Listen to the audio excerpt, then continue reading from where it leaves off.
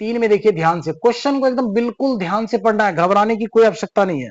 Question को जितना ध्यान से पढ़िएगा उतना समझ में आपको आएगा बाबू। देखिए प्रश्न तीसरा क्या करा, चीनी के मूल्य में 25% की वृद्धि। अब ये वृद्धि का मतलब होता है बढ़ना, वृद्धि मतलब बढ़ेगा। वृद्धि होने पर 1 किलो चीनी का मूल्य 32 रुपया है, ठीक है। अब प्रारंभ में यानी कि शुरू में चीनी का मूल्य प्रति किलोग्राम क्या था, क्वेश्चन पूछा जा रहा है। अब निकालने क्या बोला, स्पष्ट साफ साफ सुनिए। चीनी के मूल्य में जो चीनी का दाम है उस दाम में 25% का वृद्धि हो रहा है। मतलब प्रतिशत का मतलब प्यारे बच्चों होता है 100, प्रतिशत मतलब होता है बाबू क्या होता है 100, प्रतिशत मतलब 100। अब इस 100 में 25 की वृद्धि हो रही है, मतलब 25 प्लस हो रहा है, तो इनको जोड़ने से हमें क्या होता है 125 आएगा, ठीक है। 125, इस बात को आप कहीं दिमाग में फिट कर लीजिए, इसका यूज करेंगे बाद में, ठीक है।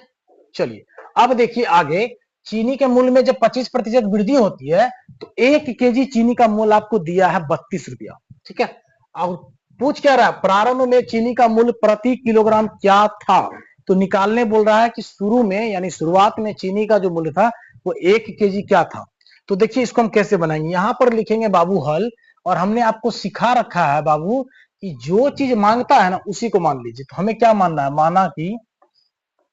माना कि यहां से सीधा लिख दीजिए, यहां से, ठीक है। माना कि प्रारंभ में, माना कि प्रारंभ में चीनी का, प्रारंभ में चीनी का मूल्य, प्रारंभ में चीनी का मूल्य प्रति किलोग्राम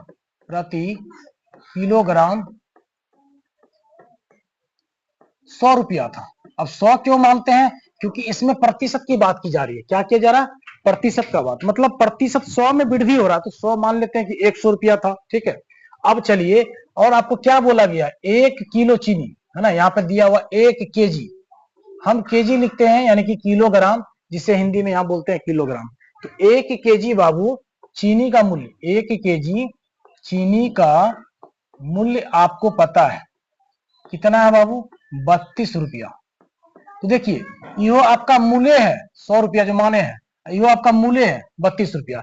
तो दोनों मूल्य को गुना कर लेना, ठीक है, और जो वृद्धि हो रहा है उससे भागा दे देना है। तो यहां से हम लिखेंगे बाबू वर्तमान मूल्य, यहां पे लिखेंगे वर्तमान मूल्य, वर्तमान मूल्य यानी कि 32 रुपया भी आपका दामे है और 100 रुपया जो माने वो भी आपको दामे है।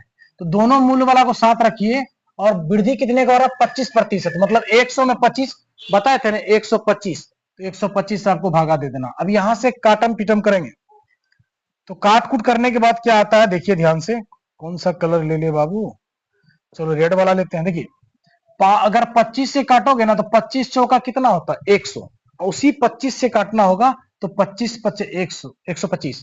कहने का मतलब जिस नंबर से आप काटिएगा ना ऊपर वाले किसी को भी, उसी नंबर से आपको नीचे वाला भी कटना चाहिए, तभी काटेंगे।